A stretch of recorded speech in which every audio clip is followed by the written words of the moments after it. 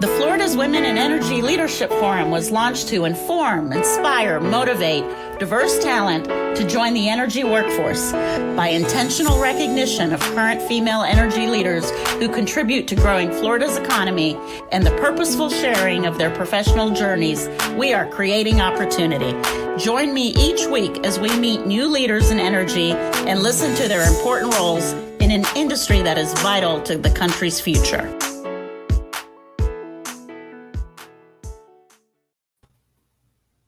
Welcome, viewers and listeners. Today we're with Marcella Thompson, who's with HDR.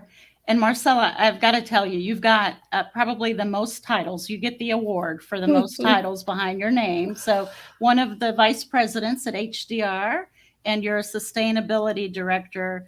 Just to have you introduce yourself and what you do, I'm going to ask the question this way. All of those titles sound like a lot of responsibility and focus on sustainability and resiliency, right? So what does it all mean, Marcella? You know, I get that question a lot, Lila. And, you know, I have the privilege of working with clients across market sectors, including energy, on solving really complex problems. That's what I like to think of myself as, a complex problem solver. And right now, a lot of that is on how do we think about environmental social governance when it comes to business strategy? How do we think about decarbonization, both at a business scale or at a community scale?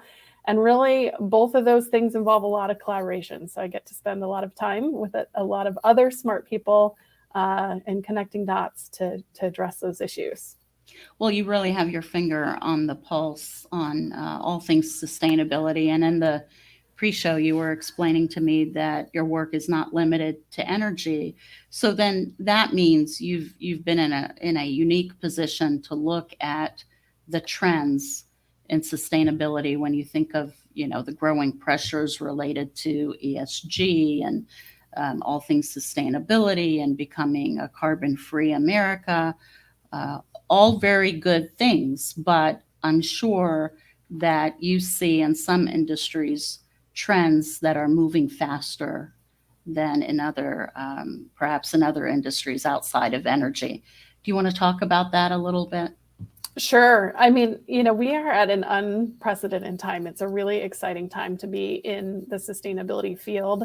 And it's like everything is happening all at once. You know, one mega trend that really transcends all sectors is this urgency around climate and decarbonization.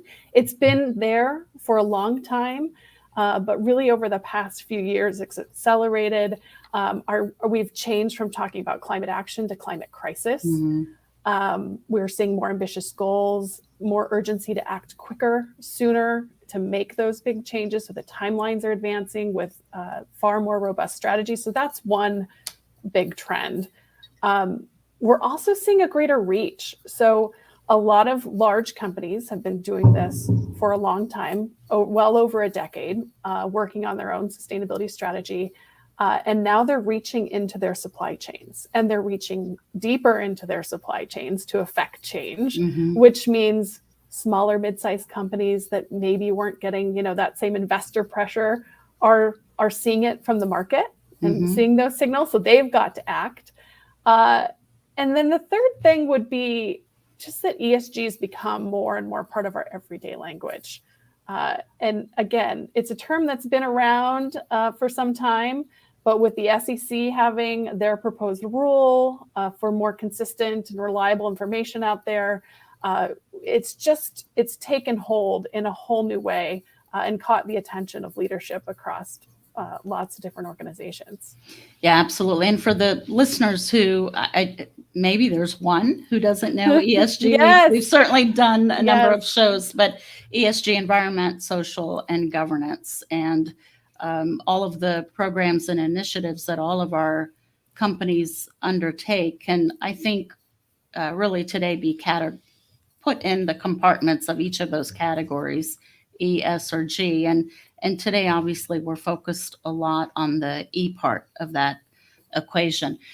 So what's interesting about the trends that you've observed and the comments you just made, you are uniquely positioned to reflect on your work in food and beverage and mining and energy and manufacturing. Do you notice implementation of sustainability in segments of the industry where they may be more aggressive than in other industries? I guess would be my first question. Basically, are some industries better than others? And second, do you think that there are best practices in one industry that can be replicated in energy? Yeah, so I do. I think there are just human nature and the nature of business. Some sectors have moved sooner than other sectors when it comes to sustainability. And that was probably more pronounced several years ago. I think at this point, when you're a large corporation or a large organization, it becomes part of that integrated business strategy. So it's there. But there are industries that are, kind of early movers. And we see that in lots of fronts, whether it's social media or sustainability, right? Or other innovative, disruptive kind of thoughts that just is the nature of how we work.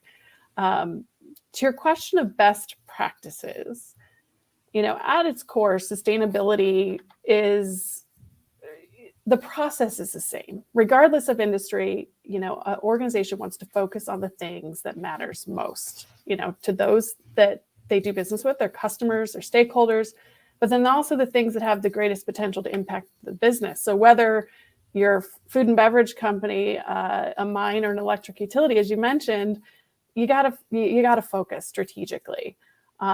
Sustainability is also about being transparent and communicating openly and authentically. And that means setting clear and measurable goals and targets on those things that do matter. So that element of transparency and communication is again, a shared best practice, regardless of where you sit.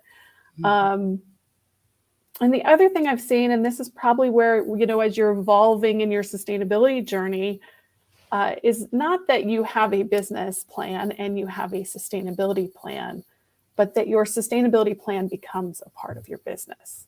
And that happens over time as, your process matures and evolves.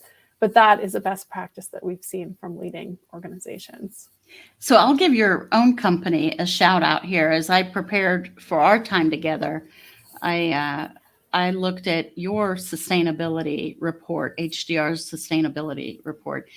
And my compliment to you, it's the first place I've ever seen this kind of statement. It was, and obviously I'm paraphrasing, so you'll have to correct me, but it was a recognition that sustainability wasn't just about meeting a climate goal or an environmental goal and, measuring the statistic, but it was also about incorporating all things sustainability in your culture and values. And I hope I haven't butchered that. That's my paraphrasing it. But what struck me about that is you're very clear and transparent in terms of that becoming part of your culture. And to tie it back into something you said earlier, you said, companies are expecting basically their vendors to have the same philosophy. And so have you found that effective in terms of your own marketing? I hate to even use the word marketing on that. I mean, it truly is becoming a part of our ethos. Now, we always have work to do, right? It's a journey. It's not a destination. But when I look at HDR, we have a core group that works on sustainability all the time. We have a much larger group of our 11,000 employee owners that touch sustainability every day in some aspect of the project that they're delivering. And that to me is what excites me, right? When you have electrical engineers designing transmission lines or working on power plants or industrial facilities, and that they're bringing that lens to their technical discipline and applying that to their work. That to me is how you really start changing the game and addressing problems in a totally different way. Yeah, so you don't have to overthink it. It's just part of what you do. Yeah. I'm going to steal your word, ethos. I like that. I like that. And so you were very quick to respond in that way, which means it is your company, and I'm sure everyone has more work to do, right? But that tells me that it is very transparent in the way you conduct your business. Did you happen to see the press today coming out of Florida Power and Light? No, but I can't wait for you to tell me what it is. So they've released a press release this morning and a report on how they intend to be completely carbon free by 2045, and great feedback about that announcement. And again, we'll give just a wonderful leader here in Florida, of course, in terms of energy, but more than that, even just setting the leadership guide on moving the needle quickly, whether they're using technology or sustainable building or renewable energy, just really taking advantage of the leadership opportunity that they have. And it strikes me that they would be one of the companies that would look for a vendor that has similar philosophies. So if an FP&L approached you or any other company, what are the kinds of things that HDR offers in terms of sustainable infrastructure? Are we talking generation? Are we talking consulting? How do you work with a company like that? We love to work with companies like FP&L and others as early as in the sort of planning process as possible, to really not think about sustainability as an afterthought. That we've already decided we're going to build X. Oh, by the way, we want it to be sustainable. But getting up front with that sort of strategic project development and say, is this the right project? And if it is, how do we do it in a way that achieves whatever we're doing, reliability, resilience, more capacity, and how do you design and develop that in a sustainable way? And sometimes that's through the technology choice, right? If you're developing more renewables. We've also worked on combined cycle facilities that have earned Envision verification, which is a sustainability framework for infrastructure, right? So you can design infrastructure of all types in a sustainable way. So we can do everything from that project development and strategic planning, and take that sustainability thread through planning, design, construction, and even into operations. Implementation. Mm-hmm. Okay. So really just A to Z. Yeah. And that's, me and 11,000 colleagues that like to help across that spectrum. So we have our first question from an audience member. They'd like to know how you started your career with HDR. Well, that is such an interesting question. This is actually my second time with HDR, and the first time I was a marketing coordinator. So not in sustainability. It was the first 18 months and only 18 months that I kind of went a little bit out of that core competency. But I, respect the organization. They were doing sustainability at that time, which was 2008, so they were ahead of their time in that way. And I wanted to be with a progressive company, and then got a next step in my career opportunity, and they kept in touch and I came back.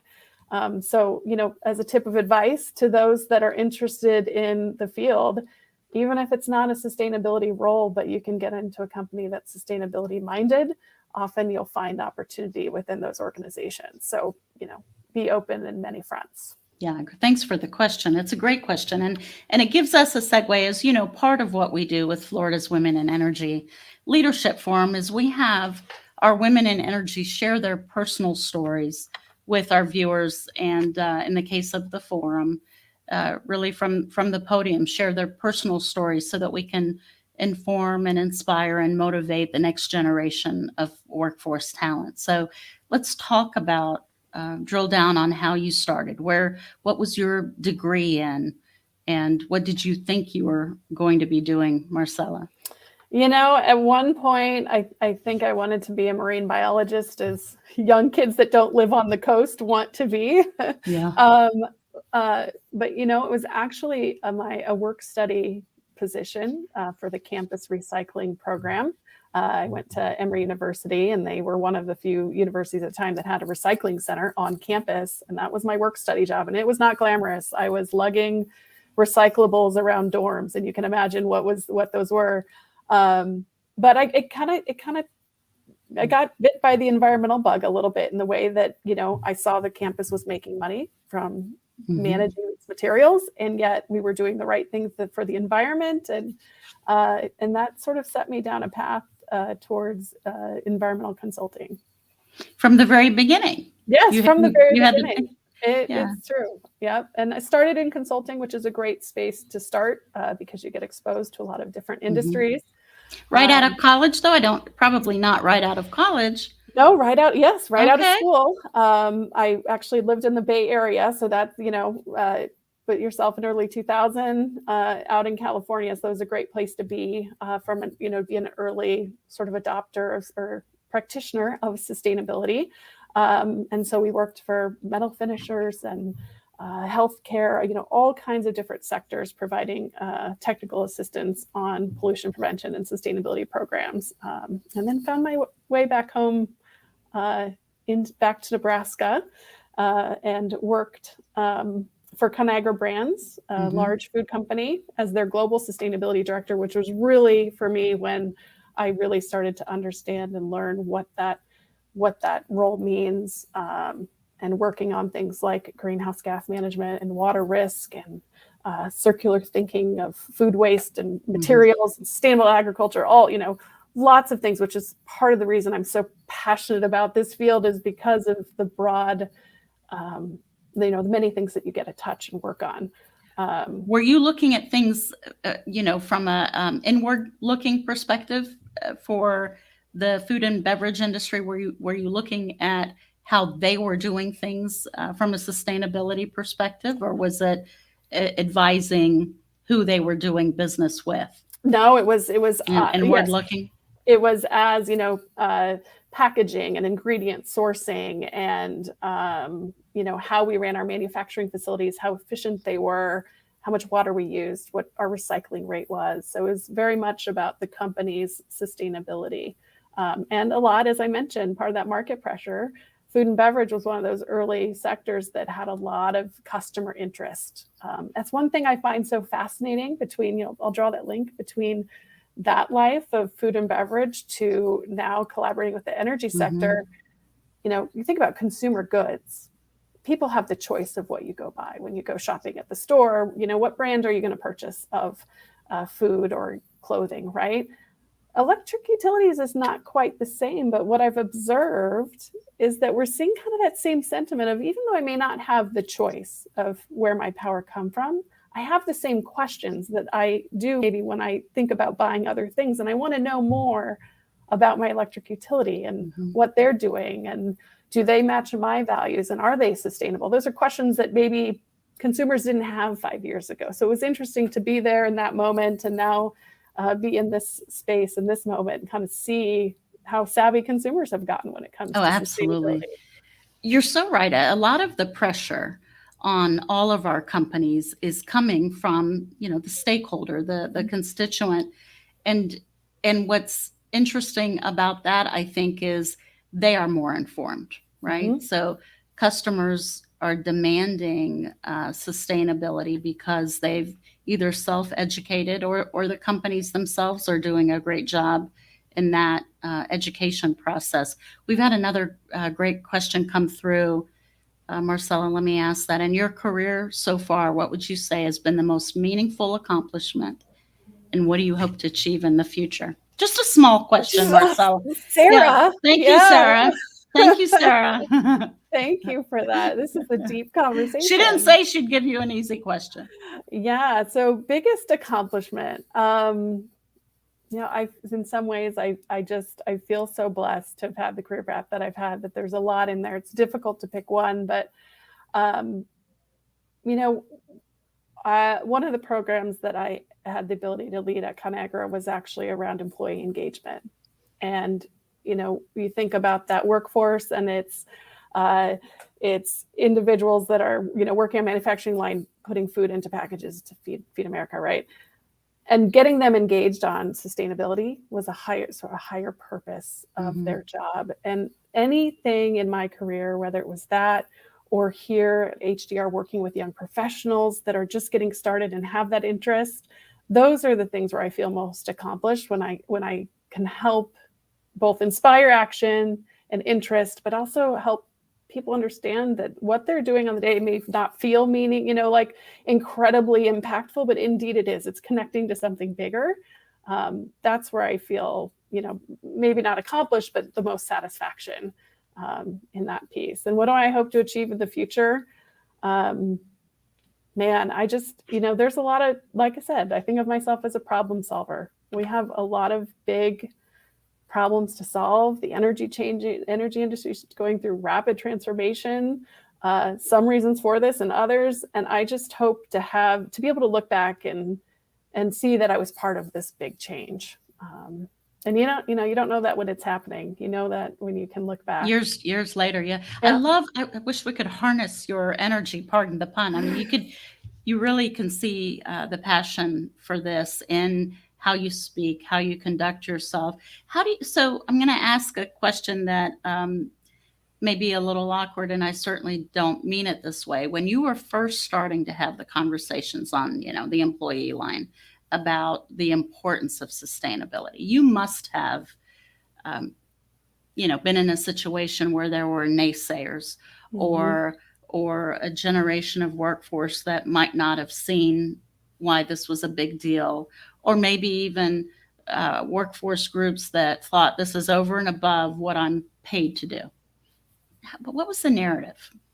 Shed light, Marcella, on how you explained the importance of it. Yeah, there's always that. And I'm probably, you put myself in a different situation and a different topic, and I might be one of those people.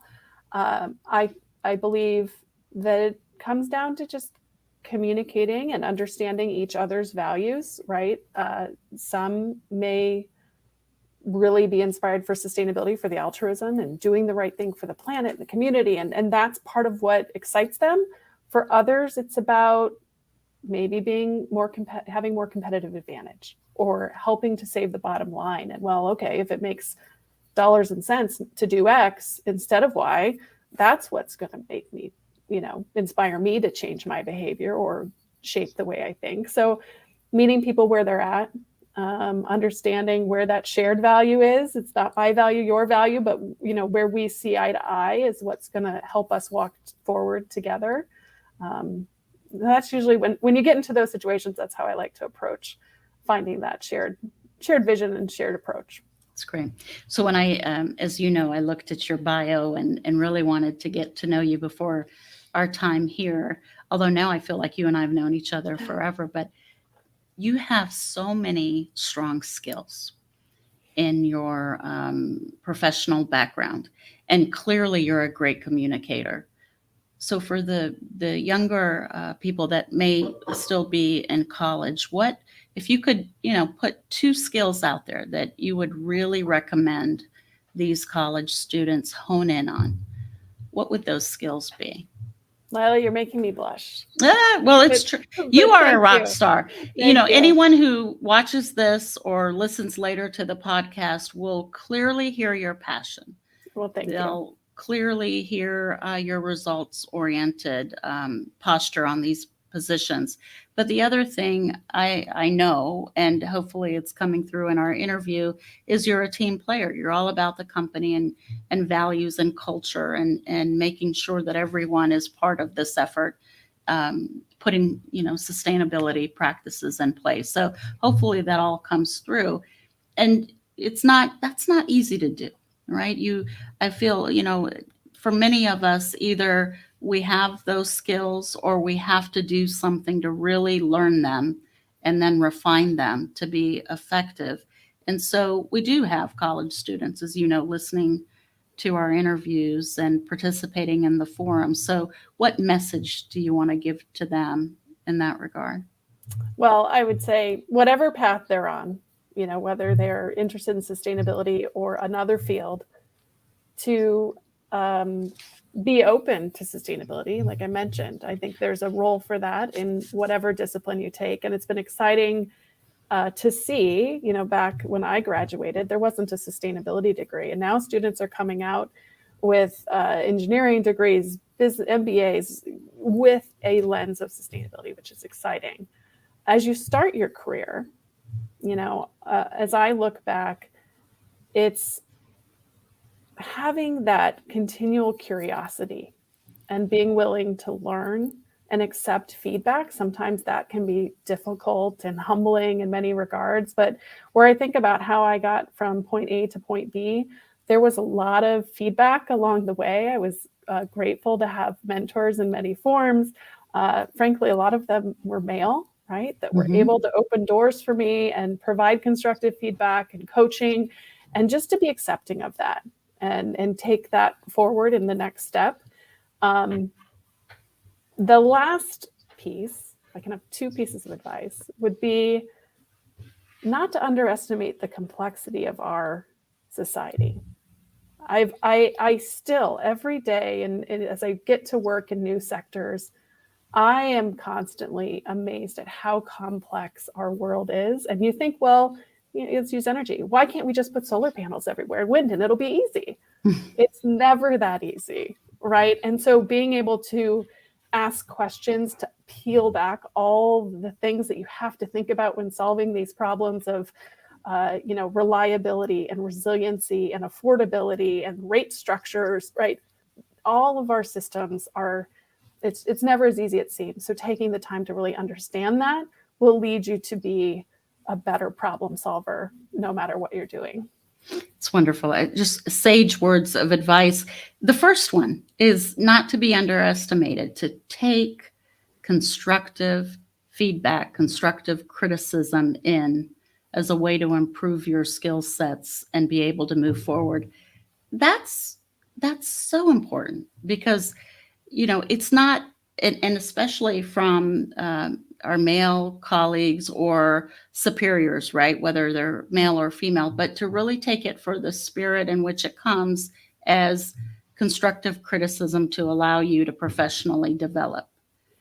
That's something I'm glad you said you took advantage of it. And I hope that, others continue to do that. Because I don't know, I come from a world where I'd like to think that people genuinely want to help you professionally.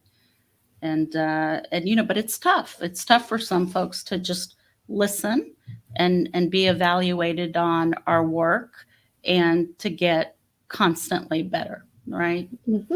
So HDR, if anyone is interested in joining your team, do you have internships? Do you have apprenticeships? Do you have a job board that they can participate in? We have all of the above, and we are always looking for I'd say staff across all career levels, new grads and professionals, all the way up the chain. And so if you're interested, absolutely visit hdrinc.com, and there's plenty of opportunity right there. And we would love to talk to you. Yes. And you don't have to be an engineer. I'm not an engineer. That's right. No, we have do not have to be.